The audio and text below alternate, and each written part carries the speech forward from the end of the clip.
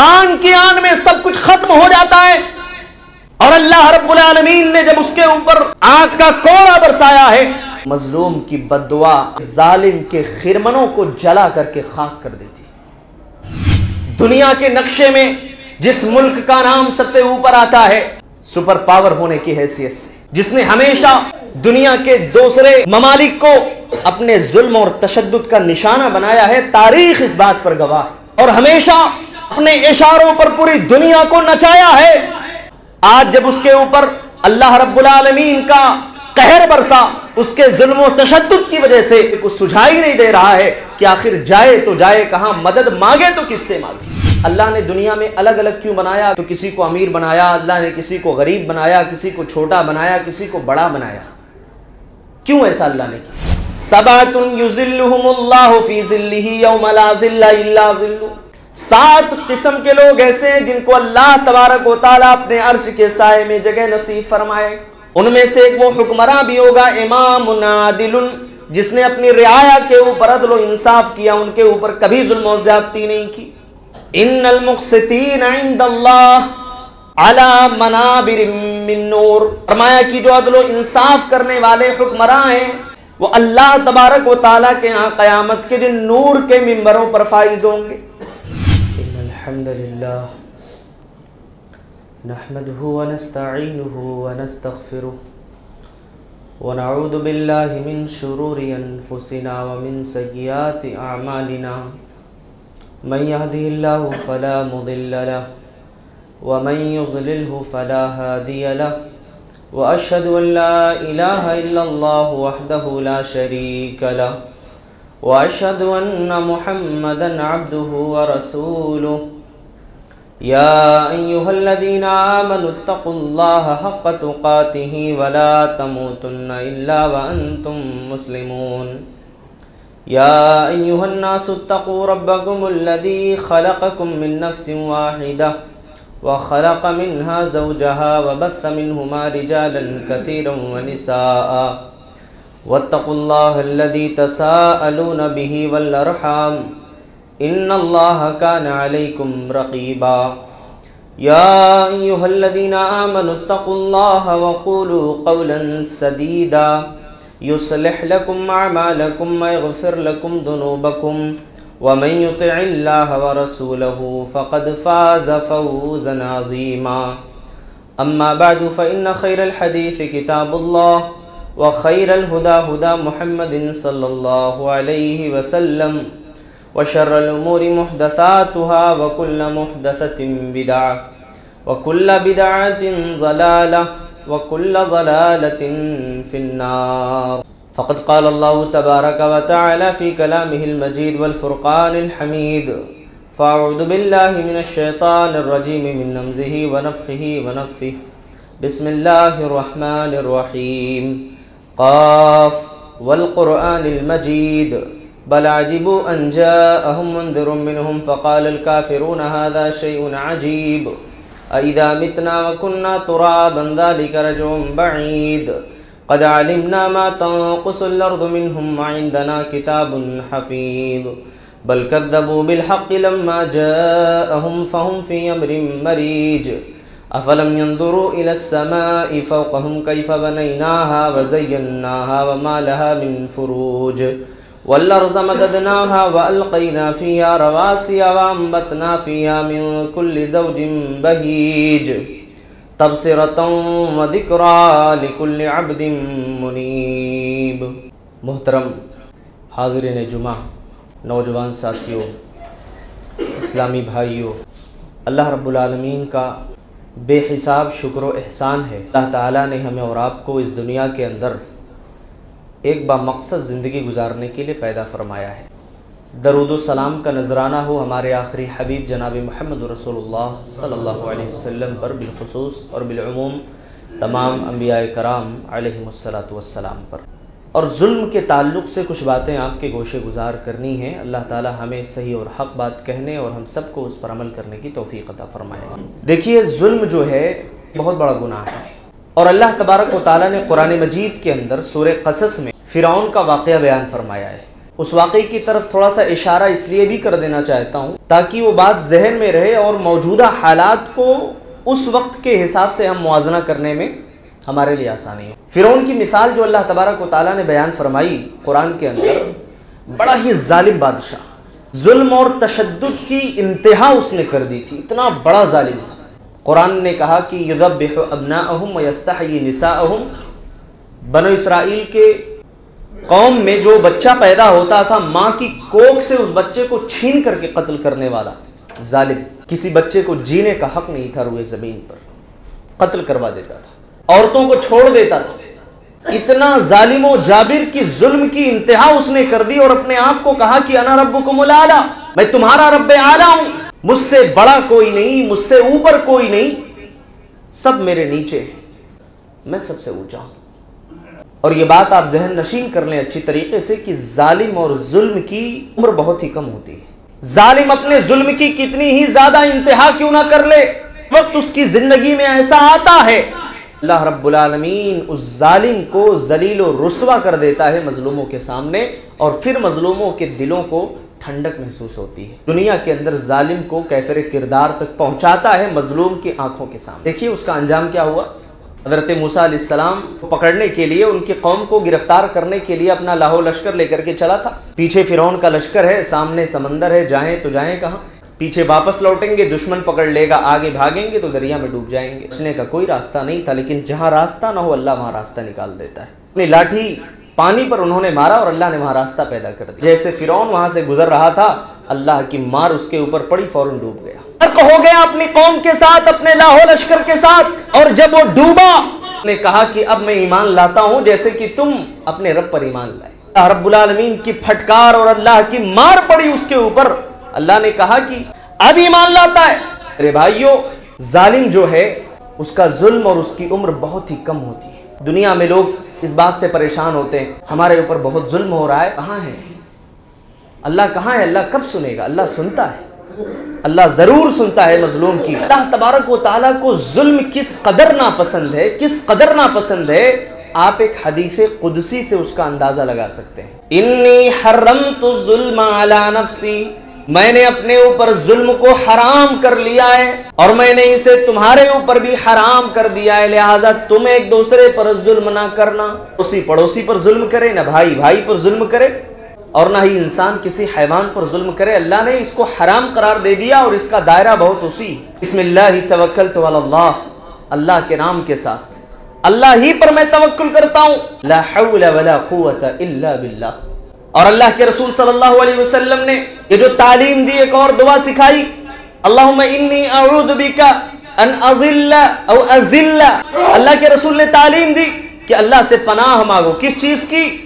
کہ گھر سے جب باہر نکل رہے ہو کہیں تم بھٹک نہ جاؤ، او اظلم او ظلم، یہ اس چیز سے بھی پناہ طلب کرو کہ کہیں تم کسی پر ظلم نہ کرو یا پھر کوئی تم پر ظلم نہ کرے۔ اللہ تبارک و تعالیٰ نے کتنی بہترین تعلیم دی، کتنا پیارا اصول و ضابطہ بتایا ہے، اور اسی لیے اللہ رب العالمین کو میرے بھائیوں ظلم انتہائی ناپسند ہے، انتہائی ناپسند ہے، یہاں تک کہ ہم اپنے جب گھر سے نکلیں تو گھر سے نکلنے کے بعد بھی بہت ساری جگہوں پر غیر ارادی طور پر یا بعض دفعہ ارادتاً ظلم و زیادتی ہو جاتی ہے۔ آدمی سفر میں ہے، کسی کو گالی گلوچ کر دیا، کسی کو سب و شتم کر دیا، کسی کو الٹے سیدھے الفاظ سے گن دیا، اس طریقے کی چیزیں عام طور پہ سفر میں ہو جاتی ہیں۔ اس لیے جب ہم دعا پڑھ کر کے نکلتے ہیں تو گویا کہ اللہ رب العالمین کی پناہ میں ہم آ جاتے ہیں۔ یاد رکھیں، امام ابن تیمیہ رحمۃ اللہ علیہ کا ایک قول ذہن نشین کر لیں۔ امام ابن تیمیہ کون؟ جنہوں نے مزاج شریعت کو گھول کر کے پی لیا تھا، اتنی بڑی شخصیت،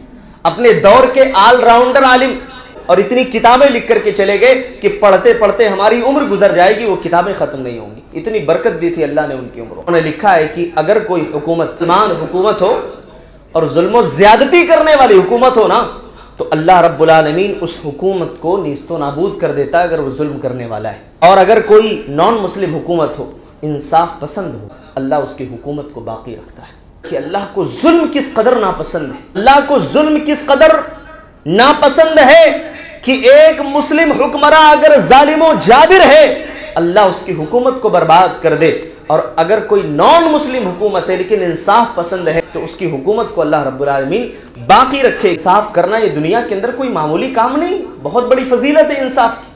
اگر انصاف کرتا ہے، عدل کرتا ہے، چاہے وہ کسی بھی میدان میں ہو، آپ اپنے گھر کے گارجین ہیں، آپ اپنے بچوں کے درمیان انصاف کیجیے۔ آپ کسی ادارے کے ذمہ دار ہیں، آپ کے ماتحت رہنے والوں کے اوپر آپ انصاف کا معاملہ کریں۔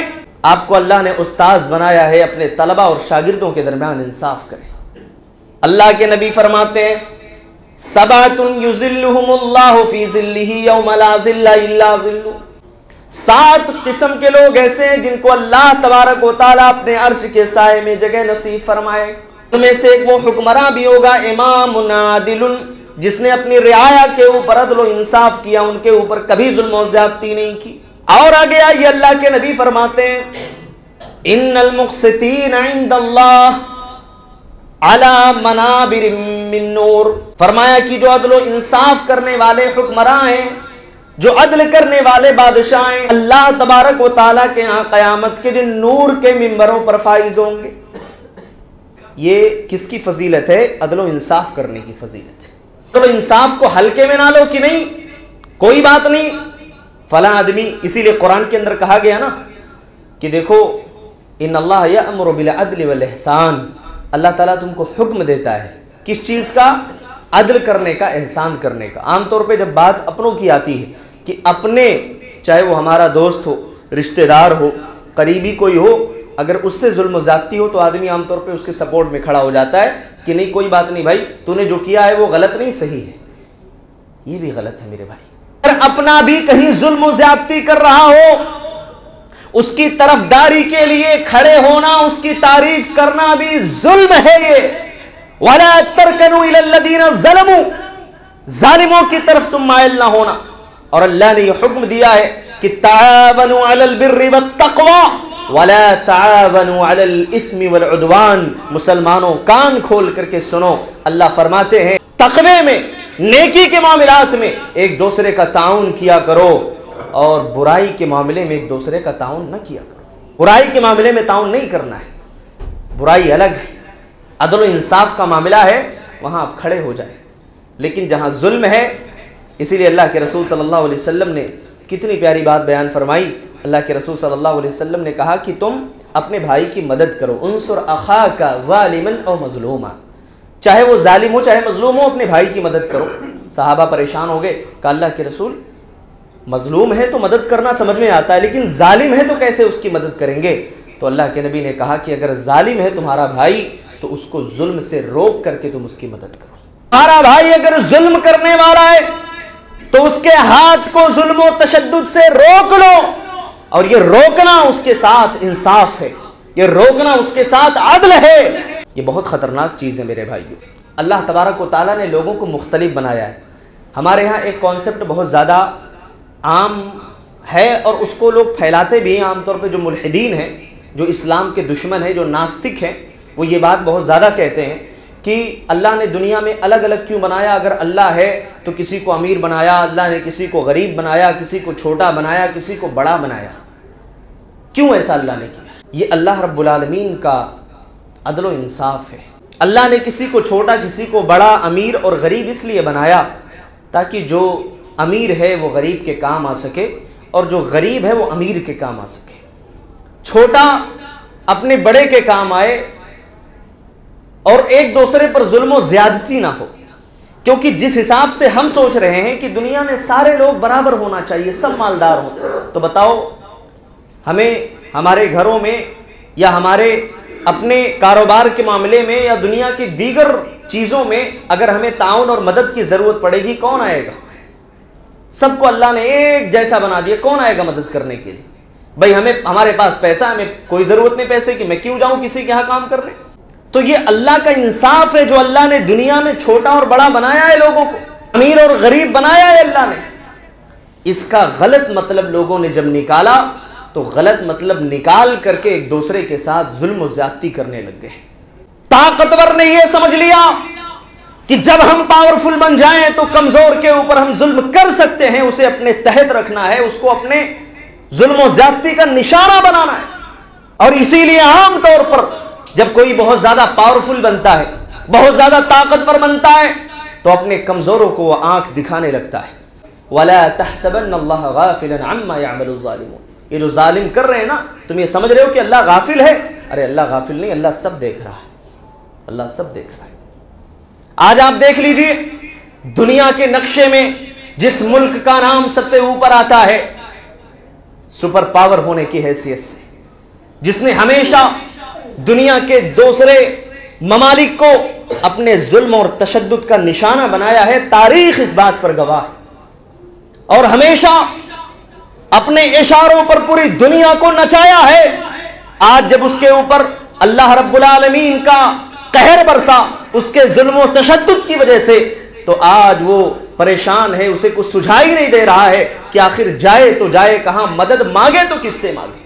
جس کے پاس تعلیم، قوت، سائنس، تمام چیزیں موجود ہیں، لیکن اس کے باوجود وہ ایک معمولی آگ کو بجھانے میں ناکام. سارا سائنس اس کا خلاف ہو گیا، وہ آگے نہیں بجھا سکے. اور ابھی بھی جب میں اس منبر پر کھڑے ہو کر کے آپ کے سامنے گفتگو کر رہا ہوں، ابھی بھی وہ آگ بجھی نہیں ہے، آگ برابر جل رہی ہے.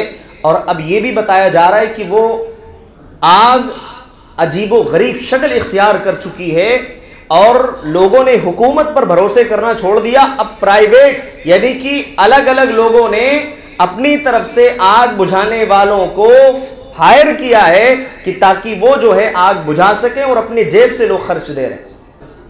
لاس اینجلس کا شہر آگ کی زد میں، اور یہ بات آپ ذہن نشین کر لیں کہ پورے امریکہ کا مکمل جو اکنامی ہے وہ تقریباً $20 ٹریلین ہے، اور جو کیلیفورنیا ہے، لاس اینجلس ہے، صرف اس کی اکنامی کی اگر ہم بات کریں تو صرف $5 ٹریلین، یعنی پورے امریکہ کے مقابلے میں آپ اندازہ لگا لیں کتنا مالدار وہ علاقہ تھا. آن کی آن میں سب کچھ ختم ہو جاتا ہے، اور اللہ رب العالمین نے جب اس کے اوپر آگ کا کوڑا برسایا ہے تو جو بھی اس کے سامنے آ رہا ہے جل کر کے خاک ہو رہا ہے. کیا انسان ہو، کیا بڑے بڑے جنگلات ہوں، کیا ان کی بڑی بڑی مشینیں ہوں، کسی کام کی نہیں ہے. اللہ رب العالمین کے معمولی عذاب کا یہ کوڑا اور اس کا یہ اثر آپ دیکھ لیں میرے بھائی. تو اللہ نے قرآن میں جو کہا نا کہ تم یہ مت سمجھو کہ اللہ غافل ہے ظالموں سے، اللہ غافل نہیں ہے. اللہ جب پکڑتا ہے نا تو زمین پر چلنے کے بھی قابل نہیں چھوڑتا، بولنے کے بھی قابل نہیں چھوڑتا، زندہ رہنے کے بھی قابل نہیں چھوڑتا. گھٹ گھٹ کر کے انسان مرتا ہے، موت کی تمنا کرتا ہے، زندگی سے بہتر ہے تو موت آ جائے، مر جاؤں. کہتے ہیں ایک ہوتا ہے مار دینا، کوئی مر گیا ختم ہو گئی کہانی تمام، لیکن ایک ہوتا ہے کسی کو زندہ چھوڑ دینا کہ وہ آدمی عذاب میں اس طرح گھٹ گھٹ کر کے مرے کہ وہ موت کو اپنے لیے بہتر سمجھے زندگی سے. یہ حالات، یہ سچویشن آج ان کے سامنے ہے میرے بھائی. ہاں میں یہ نہیں کہہ رہا ہوں کہ وہاں عذاب آیا تو ہم خوشیاں منائیں، ہم جشن منائیں، نہیں. اللہ کے عذاب پر کوئی خوشی نہیں منائی جاتی، کوئی جشن نہیں منایا جاتا ہے. اور وہاں کوئی جائے تو جشن اور خوشی کا معاملہ نہ کرے، کیونکہ اللہ کے رسول نے منع کیا ہے. اللہ کے رسول نے منع کیا ہے. اللہ کے رسول نے یہ بات کہی ہے کہ تم ان لوگوں کے گھروں میں وَلَا تَدْخُلُوا مَسَاكِنَ الَّذِينَ ظَلَمُوا إِلَّا أَن تَكُونُوا بَاكِينَ. ظالموں کے گھروں میں کبھی بھی داخل نہ ہونا مگر روتے ہوئے جانا. اگر وہاں تم گئے، تم نے خوشیاں منائیں، تم نے جشن منایا، تو یاد رکھو کہ اللہ رب العالمین کا کوڑا تمہارے اوپر بھی برس سکتا ہے، کیونکہ ان کے اوپر عذاب کا کوڑا برسا ہے. 2 قسم کے جہنمی ایسے ہیں کہ اللہ کے رسول صلی اللہ علیہ وسلم نے کہا کہ میں نے ان کو نہیں دیکھا ہے. کتنی بڑی بات ہے، اللہ کے رسول نے کہا میں نے نہیں دیکھا. 2 قسم کے جہنمی، صنفان من اہل النار. 2 قسم کے جہنمی ایسے ہیں، ایک وہ جن کے ہاتھوں میں گائے کے دموں کی طرح کوڑے ہوں گے، لوگوں کو ہانک رہے ہوں گے. ظلم سے تعبیر کی اللہ کے رسول نے، یعنی ایک وقت ایسا آئے گا کہ ظلم و تشدد کرنے والے لوگ پیدا ہو جائیں گے، ظلم کا پہاڑ لوگوں کے اوپر توڑیں گے، اور ظلم کر کے وہ اپنے آپ کو بہت برتر اور بہت اعلیٰ سمجھیں گے. اور دوسری وہ عورتیں جو برہنہ باہر نکلتی ہیں، لوگوں کو اپنی طرف مائل کرنے والی، خوشبو لگا کر کے چلنے والی. اللہ کے رسول صلی اللہ علیہ وسلم نے کیا تعبیر کی، کہا کاسیات عاریات مائلات ممیلات، خود مائل ہوتی ہیں دوسروں کو اپنی طرف مائل کرتی ہیں۔ دو قسم کے جہنم۔ اسلام کے اندر جو ظلم کا دائرہ ہے نا بڑا وسیع ہے، بڑا وسیع ہے ظلم کا دائرہ، کہ انسان انسان پر ظلم کرتا ہے۔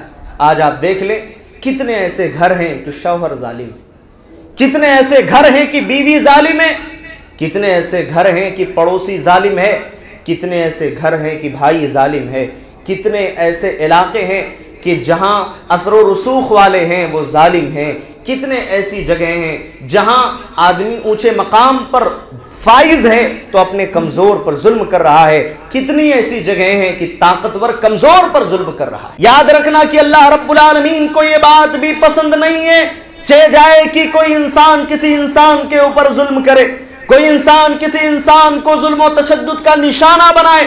اگر آپ نے کسی حیوان پر، کسی بے زبان پر ظلم کیا ہے تو وہ بھی اللہ رب العالمین کو سخت ناپسند ہے، سخت ناپسند ہے۔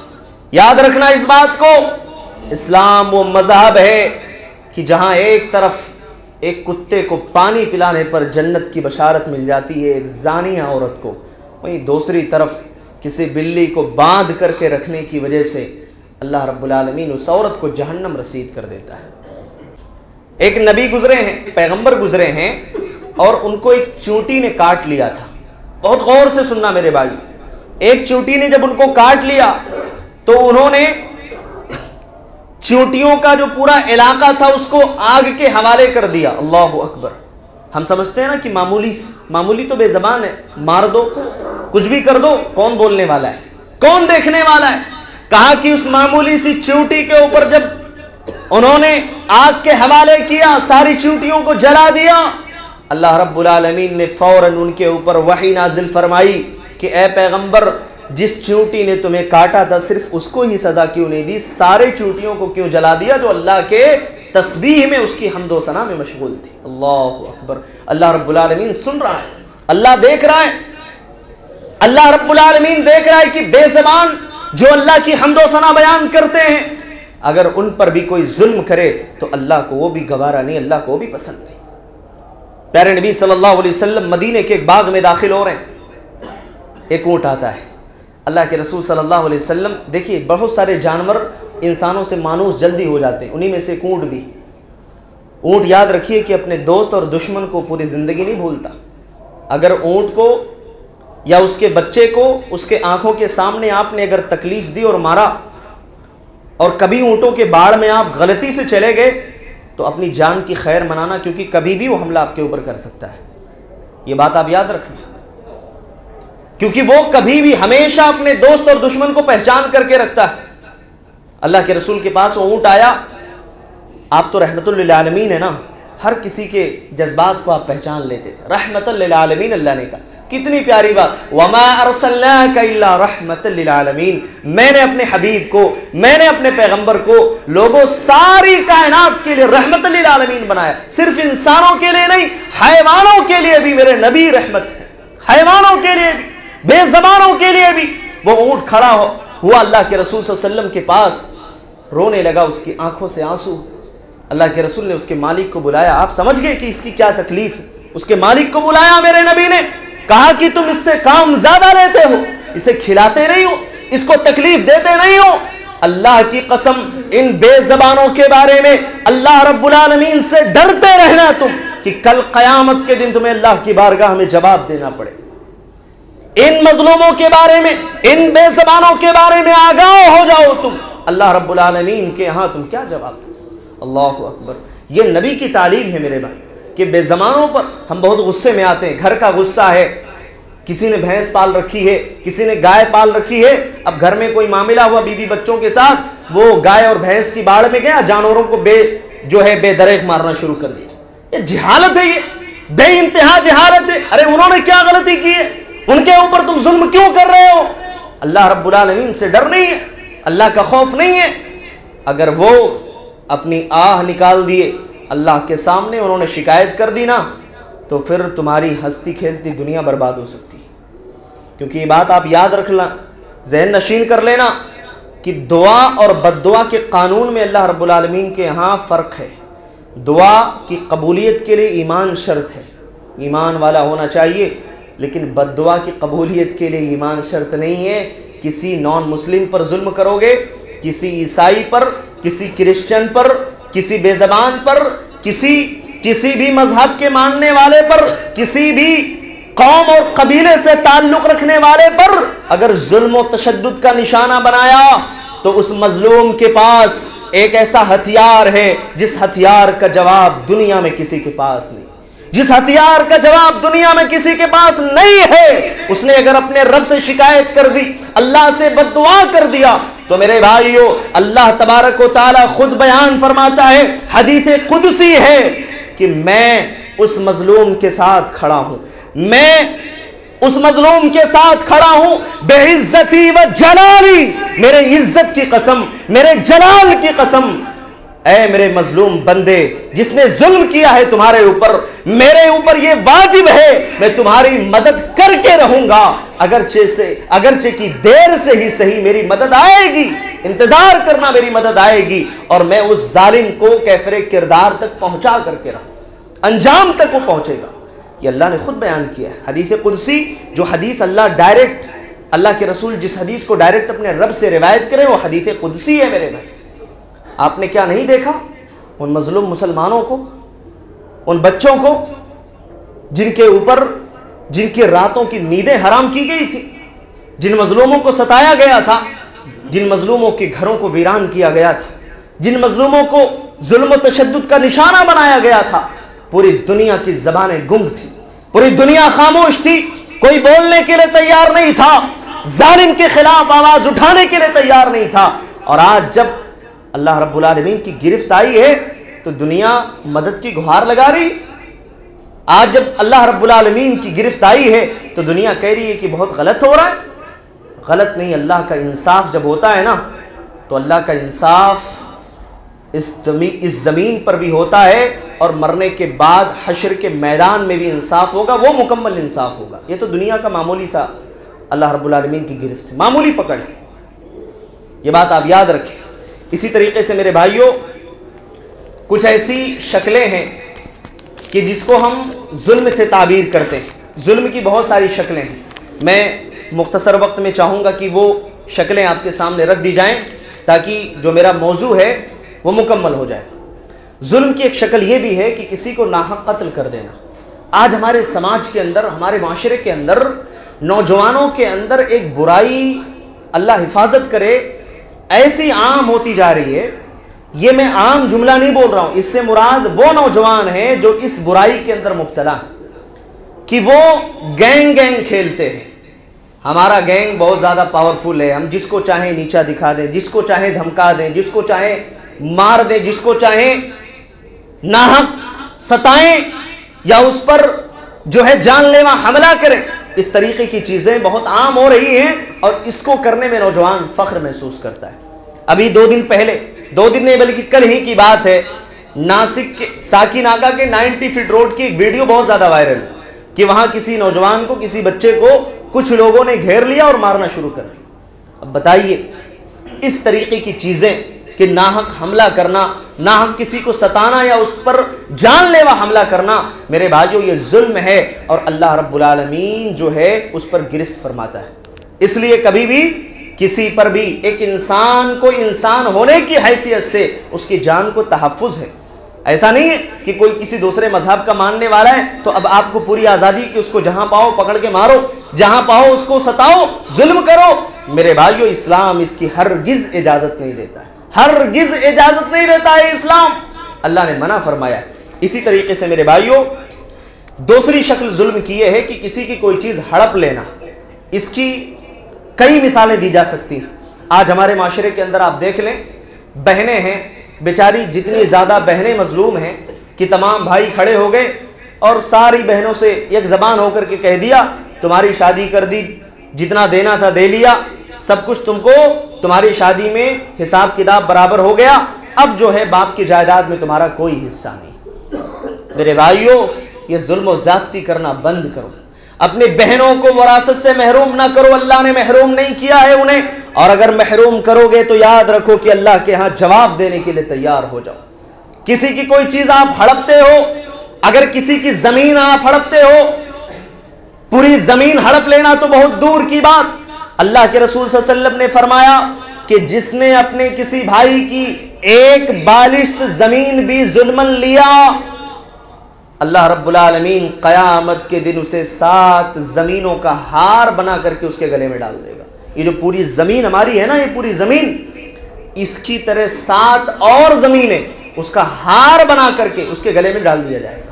جس نے کسی کی ایک بالشت زمین یا ایک ہاتھ زمین ظلمن ہڑپ لیا ہو، یہ جانتے ہوئے بھی کہ وہ زمین میری نہیں ہے، اس پر قبضہ کر لیا زبردستی۔ اسی طریقے سے میرے بھائیوں، تیسری شکل یہ ہے کہ حقدار کو اس کا حق نہ دینا۔ کوئی حقدار ہے، اس کا حق اگر آپ مار لیں یا نہ دیں تو یہ بھی ظلم ہے، یہ بھی ظلم کی ایک شکل ہے۔ آج آپ دیکھیں، بیچارہ الیکٹریشین والا ہمارے ہاں مظلوم ہوتا ہے، ہمارے گھر پہ آیا، کام کیا، چلا گیا، اب وہ رو رو کے پیسے مانگے گا، ہم اس کو ٹائم دیتے رہتے ہیں۔